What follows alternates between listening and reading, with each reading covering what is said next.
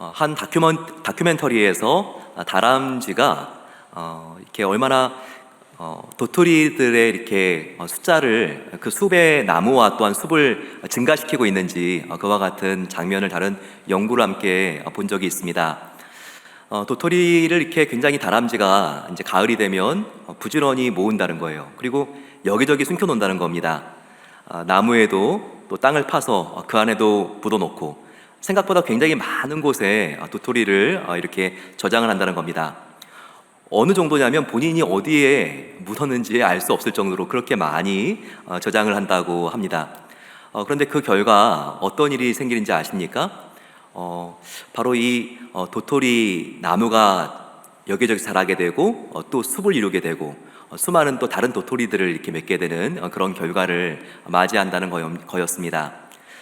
저는 이 다큐멘터리를 보면서 야, 이게 어떻게 보면 이민자의 삶과 같구나 이런 생각을 하게 됐습니다. 다람쥐들의 도토리를 더 많이 저장하고 싶은 욕심이 이 도토리를 이렇게 많이 번식시키게 되는, 다람쥐도 기대하지 않았던 일들을 만들게 되지 않았습니까? 처음에 이민자들인 저와 여러분들도 여기 올 때 아메리칸 드림, 그리고 또 자녀들의 교육, 이와 같은 생각들을 가지고 우리가 왔죠. 하지만 하나님은 이 욕심을 사용하시고 변화시켜 주셔서 또 그중에는 하나님을 만난 사람들이 있고 또 여기서 하나님의 나라를 헌신하게 되는 또 굉장히 우리가 처음에 한국을 떠났을 때하고는 다른 비전을 향해서 하나님께서 우리를 인도하시는 것을 볼 수가 있다는 겁니다. 참 우리가 한국에 있을 때는 하나님을 알지 못했고 상관없이 살다가 혹은 교회는 다녔지만 형식적인 크리스찬으로 살다가 우리가 미국에 온 다음에 더욱더 하나님을 가깝게 찾게 되고 의지하게 되었다면 그것은 하나님의 놀라운 계획이 있었던 것입니다. 저와 여러분들 이와 같은 계획을 붙잡고 더욱더 우리가 이민자가 아니라 사명자의 삶, 하나님의 나라를 위하여 더욱더 힘차게 전진할 수 있는 임마누엘 교회 가족분들 되시기를 축원합니다. 우리 한번 옆에 있는 분들에게 당신은 이민자가 아니라 사명자입니다. 우리 같이 한번 그렇게 인사하겠습니다. 당신은 이민자가 아니라 사명자입니다. 하나님의 꿈이 저 여러분들을 통하여 잉태되고 자라나고 흘러갑니다. 주일학교 어린이들에게 물어봤습니다. 가장 무섭고 두려운 게 뭐니? 그런데 그 아이들은요, 무서운 드라마나 아니면 벌레 이런 것들을 말하지 않았고요, 어린 아이인데도요, 퓨처요, 미래가 제일 두렵습니다, 이렇게 말을 했습니다. 여러분 정말 미래가 자신만만합니까? 아니면 정말 수많은 전쟁, 기근, 기후위기, 그리고 AI로 인해서 어떻게 정말 한 번도 살아보지 않은 세상, 얼마나 많은 직업들은 또한 없어지면서 이 세상이 지축이 흔들릴까, 이런 생각 때문에 미래가 두렵지는 않으십니까?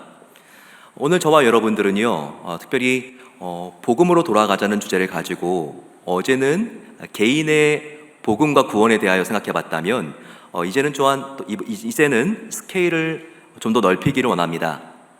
그래서 우리가 카메라로 본다면 렌즈를 좀 더 길게 빼서 하나님의 이 구원이 우리의 사회, 역사, 이 우주 가운데 어떻게 임하고 있는가 같이 한번 살펴볼 수 있는 기회가 되었으면 좋겠습니다.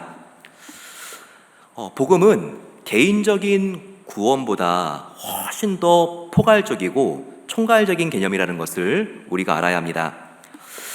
그래서 이 구원이라고 하는 것은 인간의 죄로 인하여 오염된 생태, 그리고 환경과 역사, 이와 같은 우리의 모든 환경과 영역 속에서 미치는 영향이 우리의 생각을 뛰어넘고 상상할 수 없이 주님의 구원이 폭이 넓고 광범위하다는 것을 우리가 이해할 수 있어야 합니다.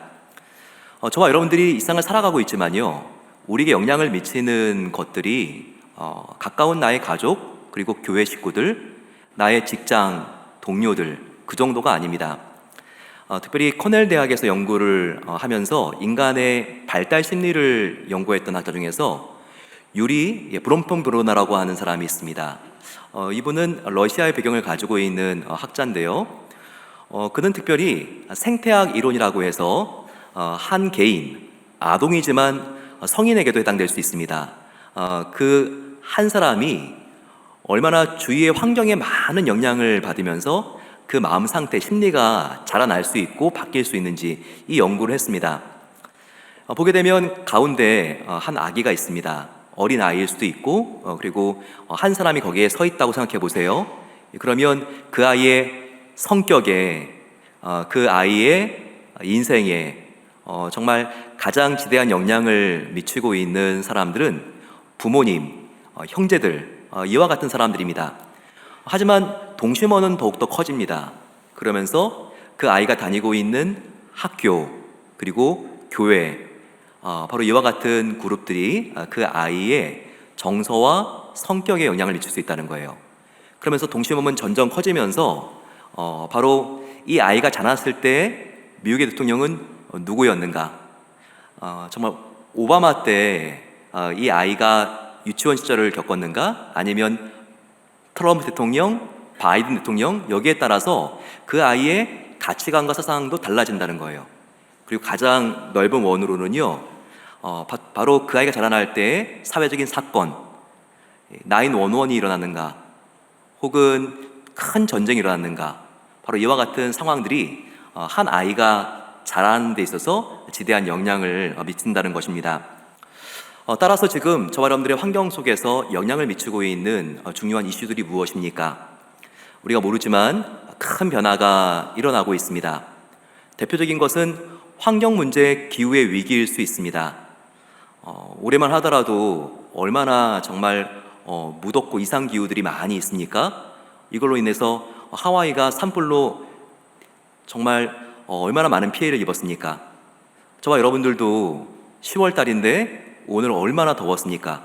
90도가 올라가는 이런 날씨.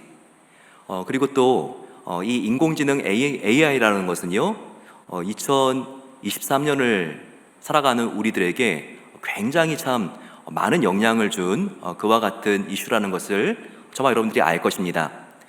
그 외에도 우크라이나 전쟁, 그리고 어제와 오늘 시작된 하마스와 이스라엘 사이의 전쟁, 이와 같은 많은 치열한 전쟁들이 저와 여러분들의 신앙에 부정적인 영향을 미칠 수도 있고 이것을 바르게 해석한다면 긍정적인 영향을 미칠 수도 있다는 것입니다. 오늘은 좀 설교라기보다는요, 이 세 가지의 중요한 이슈, 바로 기후 문제, 그리고 우리가 AI 인공지능, 그리고 이 시대를 살아가고 있는 저와 여러분들이 전쟁과 그리고 아주 치열한 이 세상의 정치와 군사적인 부분에 있어서 우리가 어떻게 무엇을 위하여 기도하고 또 우리가 어떻게 복음을 이 시대 속에서 살아내야 하는가 같이 한번 배울 수 있는 시간이 되었으면 좋겠습니다. 인간의 무분별한 산업화로 인해서 지구촌 곳곳이 몸살을 앓고 있습니다. 빙하가 다 녹아내리고 해수면이 올라가기 시작합니다. 이 부산이요, 이제 10년이면 물이 차오르기 시작해가지고 20년이 지나면 지도에서도 사라질 위험이 있다고 합니다. 20년 안에 기후가 올라가는 것을 막지 못하고 1.5도만 올라가더라도 이와 같은 현상들이 일어날 수 있다는 것이죠. 뭐 그러겠어? 그렇지가 않습니다. 지금 20년 사이에 1.5도 올라가는 것보다 더 가파르게 매년 올라가고 있습니다. 빙하가 녹아내리기 때문에 그 안에 있었던 수많은 바이러스들이 깨어나고 있습니다. 이 코로나 바이러스 하나 막지 못해서 3년 동안 온 인류가 올스탑되지 않았습니까?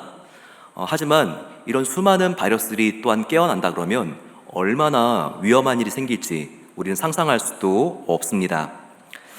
이와 같은 이유들이 왜 생겨났을까요? 기후의 위기, 성경은 바로 인간의 죄 때문이라고 그것을 규명하고 있습니다.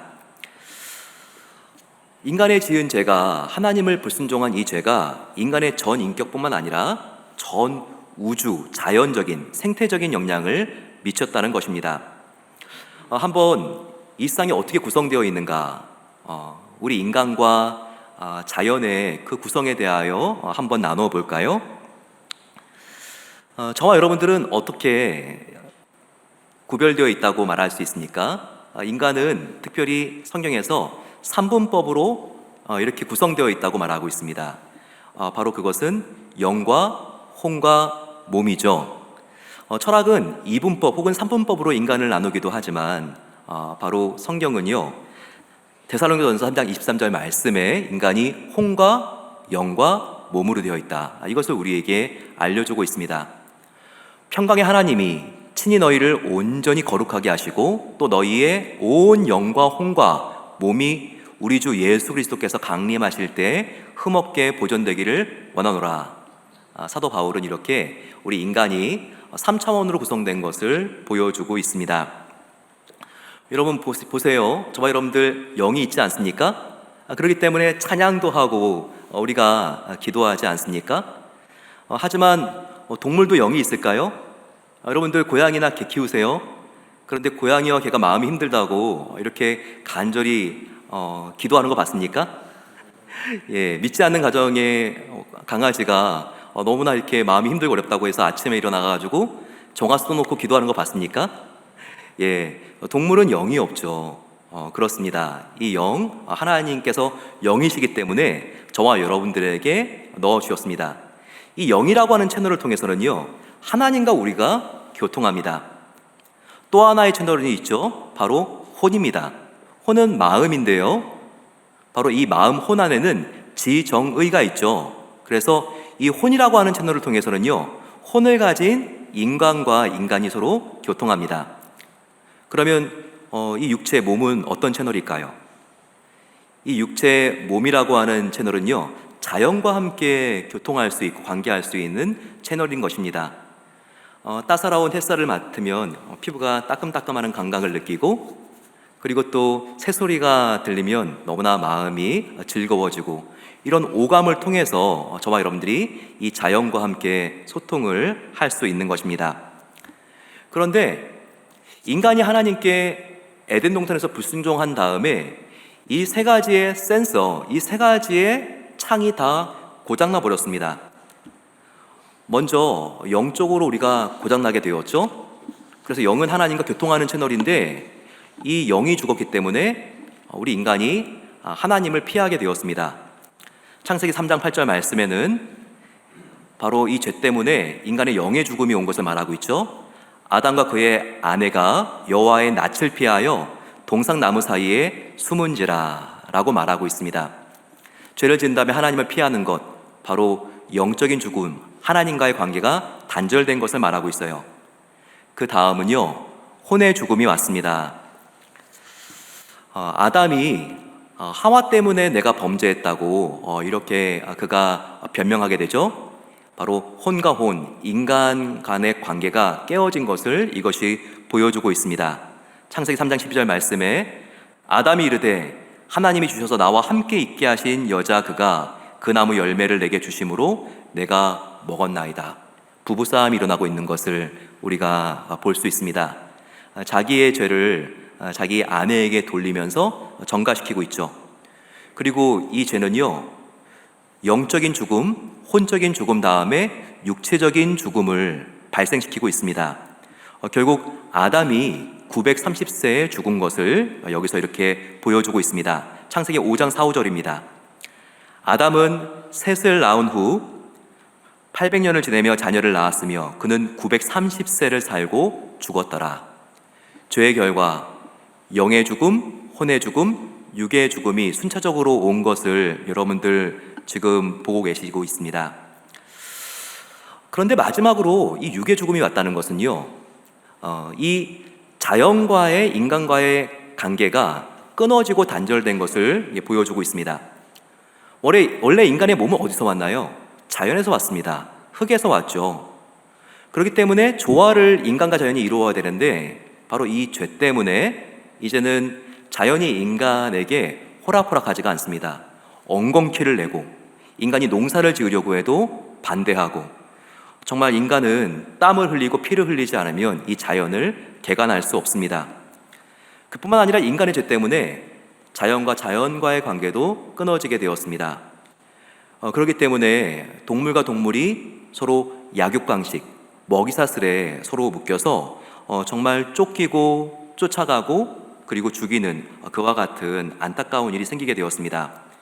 결국 인간의 죄 때문에 피조물들이 정말 우리는 더 이상 고통스러워서 못 살겠다고 그렇게 호통을 칩니다. 로마서 8장 22절 보게 되면 피조물이 다 이제까지 함께 탄식하며 함께 고통을 겪고 있는 것을 아느니라. 바로 이 고통, 인간의 죄 때문에 죄가 없는 자연에게까지 미친 파장입니다. 우리는 하나님께서 구원해 주셨을 때 나의 영만 구원해 주신 것이 아니라 혼과 육도 구원해 주신 것을 알아야 합니다. 하나님의 구원은 이처럼 얼마나 총체적이고 포괄적이고 종합적이고 전 우주적인 것인지 모릅니다. 또한 하나님의 자녀들인 저와 여러분들이 구원을 받음으로써 인간의 죄 때문에 신음하고 있는 이 자연도 구원을 받을 수 있는 하나님의 놀라운 구속 계획을 열어놓고 계시다는 것입니다. 인간이 죄 때문에 인간의 영이 죽고 혼이 죽고 육이 죽었다면 예수님을 영접했을 때는요, 예수님을 믿고 우리 인간이 바로 이와 같은 순서대로 우리의 영이 살고 혼이 살고 우리의 몸이 산다는 바로 이것을 우리가 이해할 수 있어야 합니다. 저와 여러분들이 예수님을 믿었을 때가 있을 겁니다. 그렇기 때문에 지금 와서 이렇게 예배를 드리고 있는 것이죠. 예수님을 우리가 영접하는 그 순간 우리가 회개를 하고 주님을 나의 구세주로 믿고 영접하는 그 순간 저와 여러분들은 영생을 얻은 하나님의 자녀가 이미 되었습니다. 믿으십니까? 바로 이것이 칭의적인 구원이죠. 우리가 죄가 있지만 하나님이 예수 그리스도를 바라보시고 우리에게 죄 없다고 칭해 주신 구원입니다. 이 영의 구원은요, 저와 여러분들에게 이미 일어난 일이에요. 과거의 일입니다. 그래서 오늘 죽어도 저와 여러분들은 천국에서 눈을 뜨는 것입니다. 요한복음 5장 24절 말씀이 이것을 우리에게 보여주고 있지 않습니까? 믿는 자는 영생을 얻었고 심판에 이르지 아니하나니 사망에서 생명으로 옮겼느니라. 우리 영은 이미 사망의 생명으로 옮겨졌습니다. 바로 과거의 우리의 영의 구원이 이미 일어난 것을 여기서 보여주고 있습니다. 영의 구원 다음에는요, 혼의 구원입니다. 우리의 마음의 구원은요, 지금 구원이 진행되고 있습니다. 이것을 성화적인 차원의 구원이라고 하죠. 이미 나의 영은 구원받았지만 나의 마음 속에는요, 죄의 그림자도 있고 하루에도 수없이 지나가는 미움의 어두움들도 있고, 하지만 우리는 내 안에 있는 성령님과 이와 같은 나의 죄성이 계속해서 치열하게 이렇게 전쟁을 합니다. 하지만 이와 같은 성화적인 구원, 혼적인 구원은 지금도 진행되고 있는 바로 현재적인 구원이라는 것을 우리가 알아야 합니다. 그렇기 때문에 사도 바울도 나는 두렵고 떨림으로 날마다 나의 구원을 이루어 간다고 이 현재적인 구원을 말하지 않았습니까? 세 번째는요, 미래적인 구원, 바로 영화적인 구원입니다. 이것은 우리가 이 세상 살아갔을 때는 경험할 수 없어요. 하지만 이 세상을 마치고 우리가 예수님 앞에 서게 되었을 때 예수님과 같은 영광스러운 형체로 우리가 변화된 것입니다. 이 구원은요, 구원받은 우리가 도달하지 않은 구원이지만 날마다 예수님을 만날 그날이 가까워오기 때문에 저와 여러분들이 언젠가는 이룰 미래적인 구원이라는 것을 알아야 합니다. 이것을 로마서 13장 11절 말씀이 이렇게 말하고 있죠. 또한 너희가 이 시기를 알거니와 자다가 깰 때가 벌써 되었으니 이는 이제 우리의 구원이 처음 믿을 때보다 가까웠음이라. 바로 날마다 가까이 오고 있는 미래적인 구원을 여기서 우리에게 보여주고 있습니다. 그런데 우리 몸의 구원, 이 미래의 구원은요, 저와 여러분들이 예수님 만났을 때 예수님과 같이 변화될 현상을 보여주고 있어요. 나에게 장애가 있을 수 있습니다. 나에게 성격적인 결함이 있을 수 있습니다.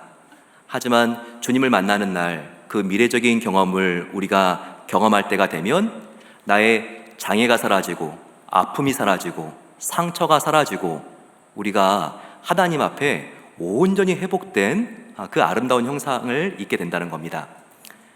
근데 우리의 몸뿐만 아니라 우리의 몸은요, 자연이죠. 예수님이 오시게 되는 그 재림의 날 미래는요, 정말 인간 때문에 탄식하고 있는 그 자연계들도 함께 이 미래적인 구원에 동참하게 된다는 것을 우리가 알아야 합니다. 따라서 우리 인간뿐만 아니라 인간에 의해서 죄에 의하여 오염되고 그리고 정말 너무나 힘들고 어려운 시간들을 보내고 있는 그 피조물들도 이 미래의 구원, 장차 예수님이 오실 그날을 정말 손꼽아 기다리면서 그들이 갈망한다는 것을 우리가 알 수 있습니다. 인간의 죄 때문에 얼마나 많은 자연들이 목말라하고 정말 힘들고 어렵게 고생을 하고 있나요? 사진을 몇 개 보여드리겠습니다. 지금 거북이의 코에 뭐가 있는 줄 아십니까? 스트로우가 있어요. 얼마나 고생하고 아프겠습니까? 이것을 지금 빼주고 있습니다. 또 새를 한번 보십시오. 죽은 새를 해부해서 보니까 그 안에 무엇이 있습니까? 라이터, 병뚜껑들. 이게 무엇입니까? 인간의 발전을 위해서 만든 산업, 폐기물들.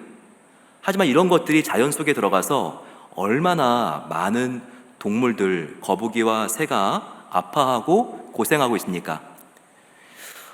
인간이 수많은 가스들을 방출하기 때문에 계속해서 기온은 올라가게 되고 그리고 산불이 일어납니다. 호주의 산불, 캐나다의 산불로 얼마나 많은 숲풀들이 불타고 그리고 안타까운 동물들이 죽음을 당했습니까? 하와이의 산불, 벌몬트의 기록적인 폭우 다 올해 작년에 일어난 일들 아닙니까?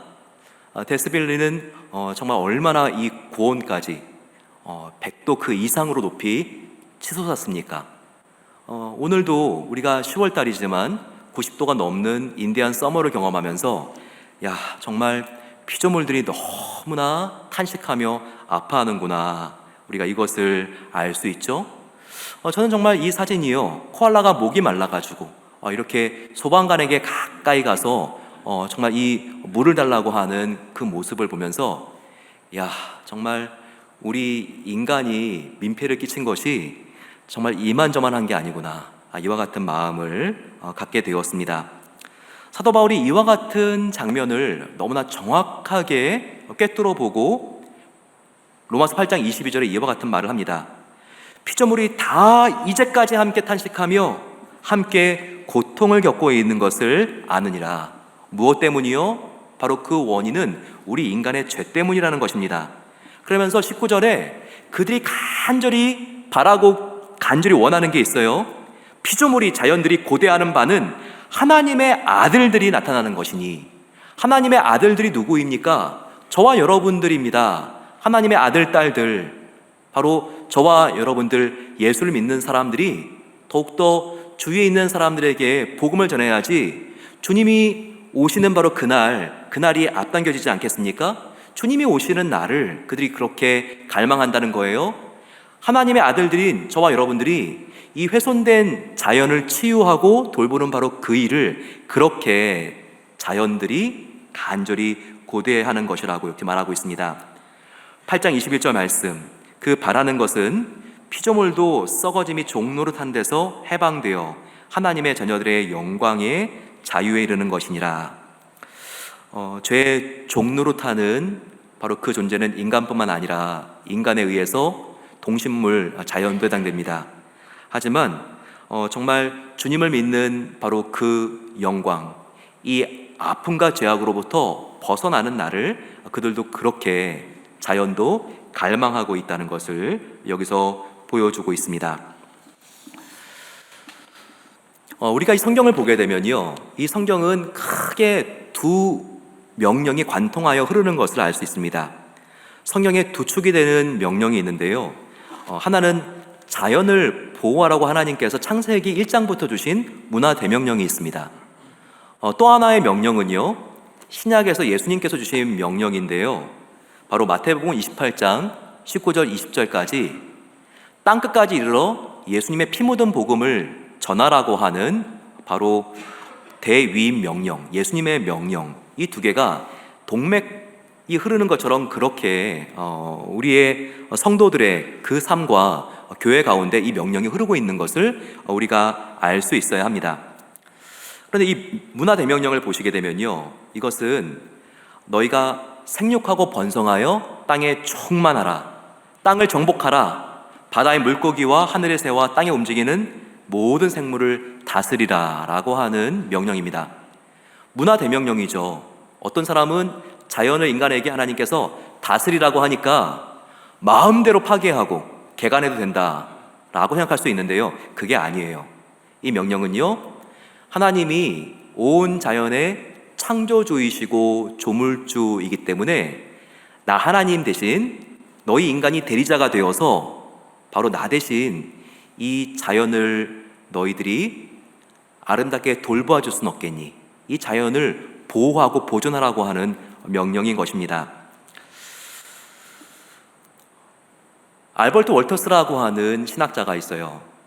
정말 이 신학자는요, 성경의 세 가지 세계관에 대하여 정립을 한 신학자입니다. 하나님께서는 이 땅을 창조하셨고, 하지만 인간에 의해서 타락이 왔고, 인간이 죄를 짓고 타락한 다음에 하나님께서 예수 그리스도를 보내셔서 예수님을 믿게 하시고 그분을 따르는 제자의 삶을 살게 하심으로써 우리의 인류와 자연을 구속시키고자 하는 이 세 가지 패러다임, 바로 이 세 가지의 세계관을 말합니다. 이 세계관을 가지고요, 우리가 자연과 역사를 바라봤을 때 굉장히 인사이트를 얻는 것이 많습니다. 한번 생각해 보세요. 인간의 타락, 인간이 죄를 짓고 타락하지 않았으면요, 바로 이 창조, 하나님께서 인간에게 생육하고 번성하고 이 자연을 보호하라, 바로 이 문화 대명령만 열심히 해도요, 천국이 이루어집니다. 인간이 죄를 짓지 않았고 그래서 타락이 오지 않았으면요, 바로 이 문화 대명령만 열심히 우리가 지켜도요, 천국은 이루어지게 되어 있어요. 하지만 알버트 월터스는 이렇게 말합니다. 인간이 죄를 안 지은 게 아니라 죄를 짓고 타락이 왔기 때문에 바로 문화 대명령만으로는요, 우리가 천국에 이를 수가 없다는 거예요. 우리가 죄를 짓고 타락했기 때문에 반드시 대위임 명령, 복음을 땅끝까지 전해야지만 우리가 천국을 경험할 수 있다는 것을 말씀하고 있는 것입니다.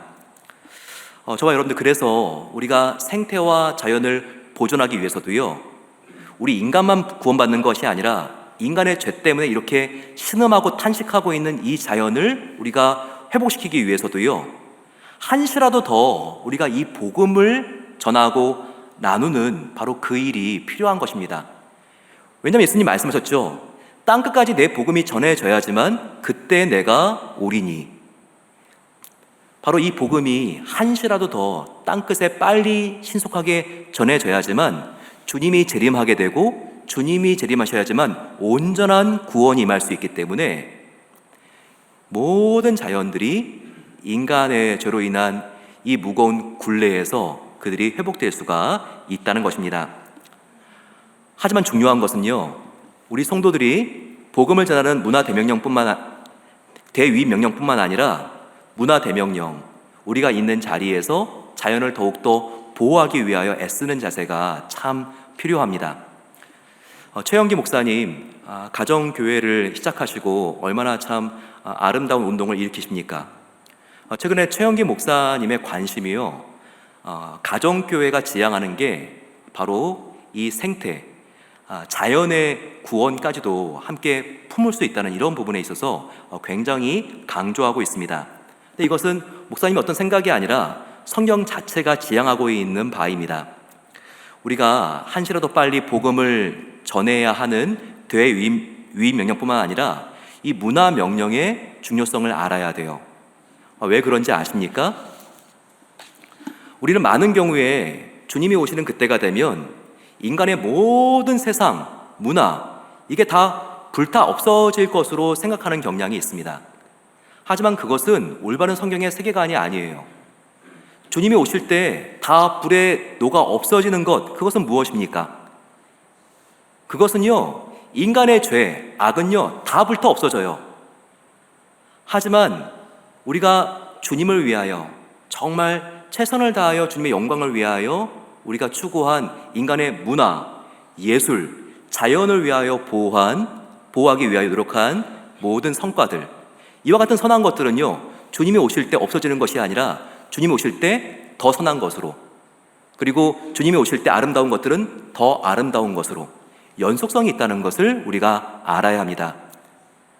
따라서 정말 여러분들이 하나님께서 창조하신 이 자연을 보호하기 위하여 애쓰는 것, 하나님 보시기에 이것은 선한 것이고 아름다운 것이기 때문에 주님 오시는 날 이와 같은 노력들은 없어지는 것이 아니라 하나님께서 더 아름답게 하신다는 그와 같은 마음속에 확신이 있어야 합니다. 2007년에 태안반도 말리포에 정말 엄청난 일이 있었죠. 유조선에서 기름이 이렇게 나와가지고 환경학자들은요, 이게 다시 깨끗해지기 위해서는 이 바다가 정말 몇십 년이 걸려도 이것은 안 될 거다, 이렇게 생각을 했습니다. 하지만 정말 한민족이 대단하다는 게 6개월 만에 120만 명이 말리포 해안으로 가서 정말 이 기름때가 묻은 돌 하나도 다 닦아내어서 단 6개월 만에 다시 물고기가 뛰노는 그런 바다로 되돌려 놓았다는 것입니다. 정말 한국 사람들은요, 정말 외국에서 보면 혀를 두를 정도로 그렇게 정말 대단한 민족인 것 같습니다. 그런데 120만 명 중에서 기독교인들의 숫자가 얼마였는지 아십니까? 80만 명이 넘었습니다. 기독교가 사회적인 질타를 많이 받는다 할지라도요, 보이지 않게 이렇게 묵묵하게 하나님의 대위 명령뿐만 아니라 복음을 전하는 명령뿐만 아니라 문화 대명령, 정말 이 자연을 보호하기 위해서 애쓰는 정말 너무나 신실하고 귀한 사람들, 바로 그 사람들이 그리스도인들이고, 저와 여러분들은요, 더욱더 환경을 아끼기 위해서, 보호하기 위하여 우리가 노력해야 된다는 것입니다. 임마누엘 교회는요, 정말 자연을 보호하기 위하여 많이 애쓰는 교회라고 제가 들었습니다. 하지만 우리가 분리수거를 보다 철저하게 해야 합니다. 항상 사용한 자리는 뒤를 돌아보고, 우리가 낚시나 캠핑이나 소풍에 갔을 때 혹시 내가 플라스틱이라든지 환경 폐기물은 여기에 지금 놓고 가지 않는가 돌아봐야 되겠죠? 그리고 우리가 교회 주변의 이웃사회를 정말 깨끗하게 잘 청소하고 또 이 지역사회를 위하여 우리가 자연을 보호해 주는 것, 이것은 하나님께서 우리에게 맡긴 정말 중요한 사명이라는 것, 이것을 통해서 인간의 죄에 의하여 신음하고 있는 자연들이 회복될 수 있는 놀라운 하나님의 은혜가 펼쳐진다는 것, 이것을 꼭 기억하게 되시기를. 그래서 하나님께 충성된 자야, 너가 정말 내가 아끼는 이 자연을 잘 돌봐주는 선한 청지기가 되어주셔서 고맙다, 칭찬받는 그 은혜가 함께 하시기를 축원합니다. 우리가 두 번째로 함께 나누어 보기를 원하는 테마는요, 인공지능입니다. 아담과 하와, 최초의 인류가 에덴 동산에서 나왔다면 AI 인공지능은 어디서 나왔죠? 네, 실리콘밸리에서 나왔습니다. 그만큼 정말 이 산호세 지역, 이 정말 AI가 전 세계적인 관심사라면 여기에 정말 가장 최첨단을 달리고 있는 도시가 바로 실리콘밸리입니다. 이 AI 어느 정도까지 왔을까요? 여러분 한번 영상 한번 나눠보고 싶은데요, 이 영상 한번 보시면서 야, 정말 이 세상 정말 끝까지 왔구나 그런 생각들을 하실 수도 있을 것 같은데요, 같이 한번 나눠보겠습니다. 큰 눈을 깜빡이고 푸른 눈동자를 좌우로 올리고 고개를 가볍게 좌우로 돌리며 무엇인가를 관찰하는 듯한 표정, 영락없는 사람의 모습입니다. 대화의 맥락이나 상대방의 얼굴 표정 변화를 읽고 거기에 맞게 제안도 합니다. I'm thinking of something that will make us both smile. Go on, smile. Give us a big one. 심지어 마치 사람들이 하듯이 표정이나 목소리, 대화 내용을 종합해 어떤 사람인지도 평가합니다. What do you think about me? You seem like a kind and interesting person. AI가 인간에 미칠 최악의 상황을 묻는 무거운 주제의 질문에는 잠시 생각에 잠기더니 불편한 표정으로 명확하게 의견을 내놓습니다. The most nightmare scenario I can imagine with AI and robotics is a world where robots have become so powerful that they are able to control or manipulate humans without their knowledge. 아메카는 지난해 1월 첫 선을 보인 이후 진화를 거듭하고 있으며 GPT-3와 GPT-4 등으로 학습해 여러 언어를 구사하고 창작 능력을 갖췄습니다. 제작사는 몇 년 안에 아메카를 사람처럼 팔다리를 사용하고 걷게 한 뒤 인간 사회에 완전히 합류시키는 것을 최종 목표로 하고 있습니다. 다소 투박한 디자인의 로봇 목사 블레스 유 2입니다. 어떤 일을 하는지 살펴보면 가슴에 있는 터치 스크린을 눌러 언어와 목소리 성별, 축복의 종류를 선택합니다. 그러면 손을 치켜듭니다. Gott segne dich und behüte dich. Er lasse sein Angesicht leuchten über dir und sei dir gnädig. Gott, 네, 이렇게 손에서 빛을 쏘며 성경 구절을 암송한 뒤 축복의 메시지를 전합니다. 독일 비텐베르크에서는 루터의 종교개혁 500주년을 맞아 다채로운 전시가 열리고 있는데요. 이 로봇 목사도 한 교회에 전시돼 방문객 누구나 만날 수 있습니다. 로봇 목사를 만든 스테판 크랩트는 논쟁거리가 될 걸 알고 있었다면서 사람들이 로봇에게 축복받길 바라는지 궁금했다고 합니다. 어떠세요, 여러분? 네, 정말 세상이 급변하고 있습니다. 뭔가 패턴이 있는 것은 다 AI가 할 수 있습니다.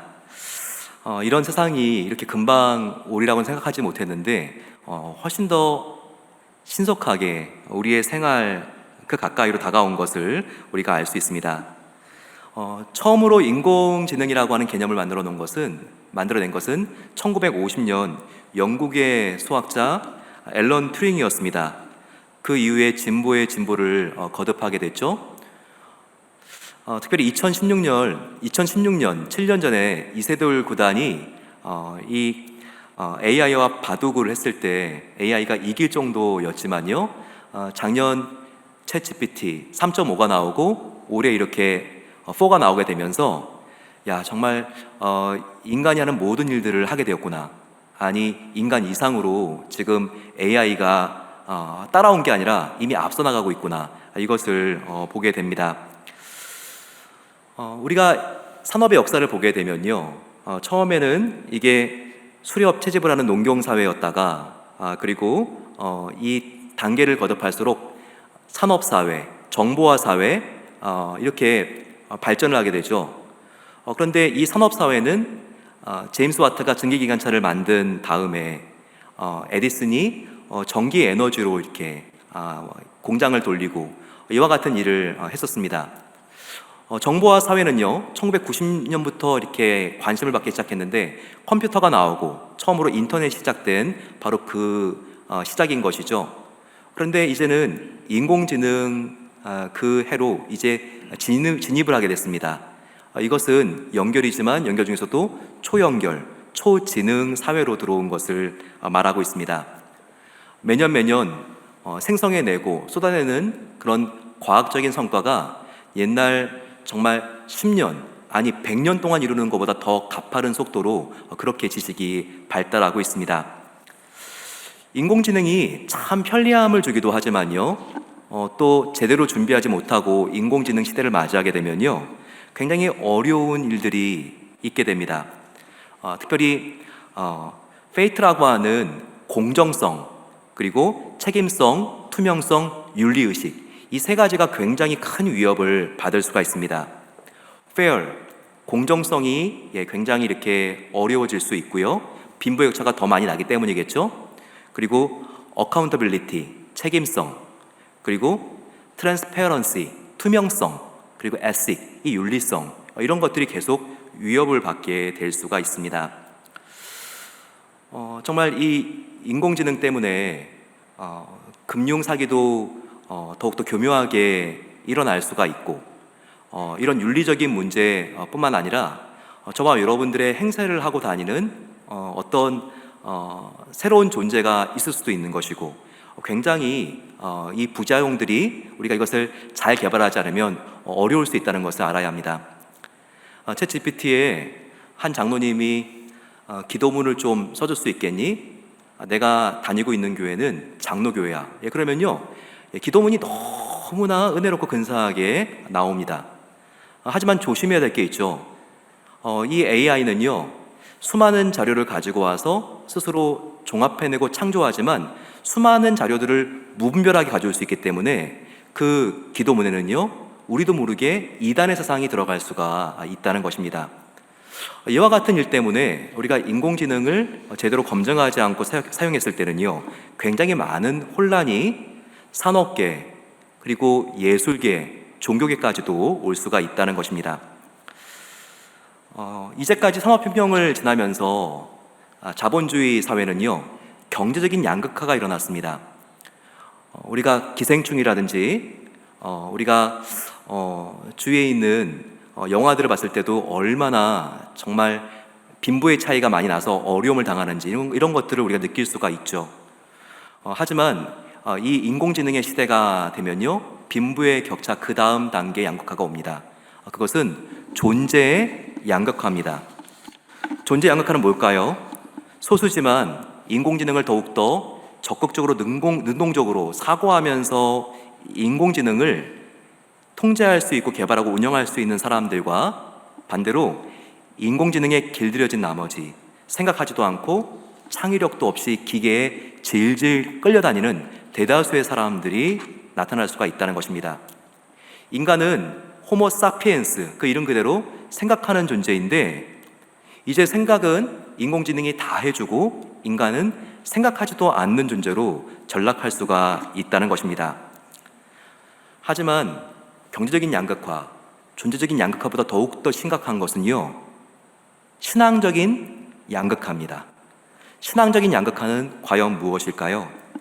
이것은 정말 하나님과 이웃을 뜨겁게 진실하게 사랑하고 인공지능을 복음을 전하고 제자 삼는 사명에 적극적으로 활용할 수 있는 사람들이 소수지만 창조적인 소수가 있을 수 있다는 거예요. 하지만 대부분의 사람들은요, 인공지능에 길들여지고 중독되고 지배를 당해서 하나님과 점점 멀어지고 결국 신앙을 포기하게 되기까지 하는 사람들이 나올 수 있다는 것입니다. 인공지능이 발달할수록 하나님께 물어보고 하나님께 받을 도움을 인공지능에게 물어보게 됩니다. 하나님과 나눠야 될 그 친밀한 양적인 질적인 시간을요, 인공지능과 함께 보내게 됩니다. 대표적인 인공지능이 어디겠어요? 바로 스마트폰 아닙니까? 어느새 인공지능이 하나님의 역할을 하고 있는 것입니다. 인공지능이 하나님의 자리를 대신하게 되었습니다. 그래서 인공지능은 가장 강력한 하나님을 둔갑한 우상이 될 수 있다는 것을 우리가 주의할 수 있어야 합니다. 하지만 인공지능을 마냥 거부해서는 안 됩니다. 잘 분별해서 사용하는 지혜가 바로 우리 크리스찬들과 교회에 필요하다는 것을 알아야 합니다. 날마다 우리가 복음 앞에 서서 마음의 변화를 받는다면 인공지능의 긍정적인 부분을 우리가 받아들일 수 있고 부정적인 부분들을 분별해서 우리가 보완할 수 있는 지혜가 생길 수 있다는 것을 알아야 합니다.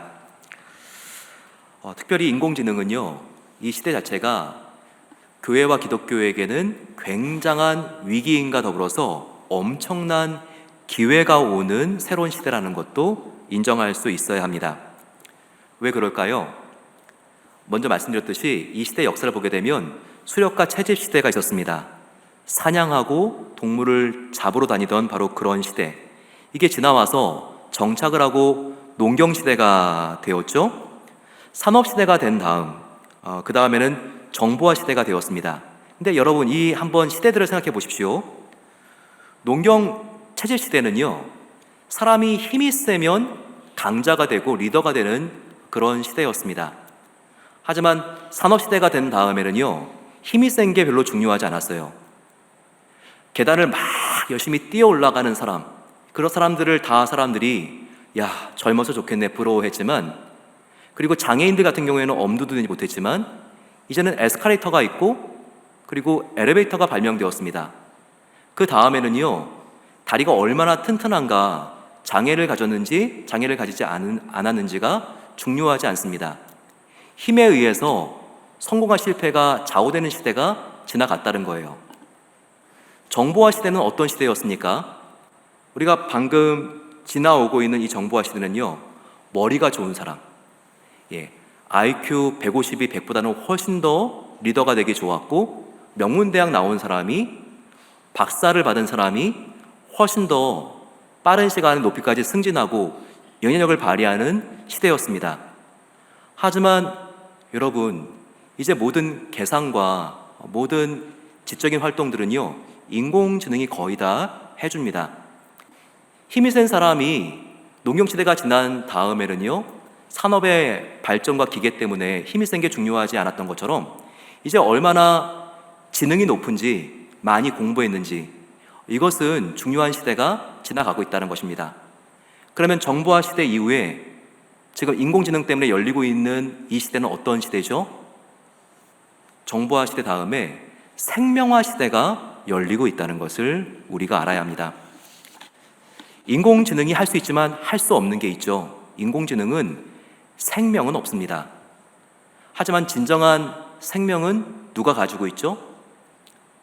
진정한 생명, 오직 예수 그리스도 안에 있는 것이 진정한 생명입니다. 따라서 인공지능 이 시대는요, 정말 진짜 성도, 진짜 교회만이 살아남는 시대, 바로 이 시대가 온다는 것입니다. 교회만이 해줄 수 있는 것, 인공지능은 복음을 전해서 그 사람을 영접시키고 주님께로 인도하는 이 역할을 도와줄 수는 있어도 바로 그 실제가 되지는 못하죠. 하지만 저와 여러분들은 그 실제가 되어서 이 생명의 복음을 전할 수 있는 놀라운 일들이 일어나게 된다는 것입니다. 이제는 머리가 좋고 어느 학교를 나왔고 이거보다도 얼마나 건전한 신앙적인 상상력을 가지고 얼마나 좋은 질문들을 만들어낼 수 있는가, 그리고 그 질문을 가지고 우리가 주님을 위하여 얼마나 창의적이고 서로 협력하면서 하나님의 나라를 이루어갈 수 있는가, 바로 이것이 중요한 시대가 오고 있다는 것입니다. 우리 임마누엘 교회는 진짜 성도, 정말 참 교회가 되어서 하나님의 생명과 진리의 빛을 발할 수 있는 그 은혜가 함께 하시기를 축원합니다. 마지막으로 우리가 함께 살펴본 것은요, 이 미국과 한반도, 지금 이 주변 정세를 함께 보면서 우리가 지금 어떻게 깨어 있어야 되는가, 같이 한번 이 부분을 나누어 보기를 원합니다. 역사는 인간에 의해서 움직여지는 것 같지만 역사의 주관자는 하나님이십니다. 믿으십니까? 네. 따라서 100년 전이나 지금이나 한반도를 둘러싼 세계 정세는요, 크게 달라지지 않았습니다.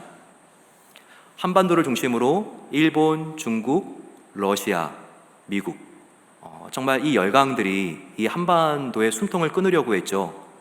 하지만 지금 어떻습니까? 한국의 힘이 더욱더 강해진 것은 있지만 역시 이 세 개의 나라가 이 한반도를 가지고 정말 자기의 나라에 어떻게 정말 이익에 이용할 수 있는지 혈안이 되어 있는 것이 사실입니다. 인간들은 외교 문서에 사인하라 하는 것에 따라서 그 민족과 국민들의 운명이 완전히 뒤바뀔 수 있다고 생각하지만 하나님은 뒤에서 그런 인간들을 비웃습니다.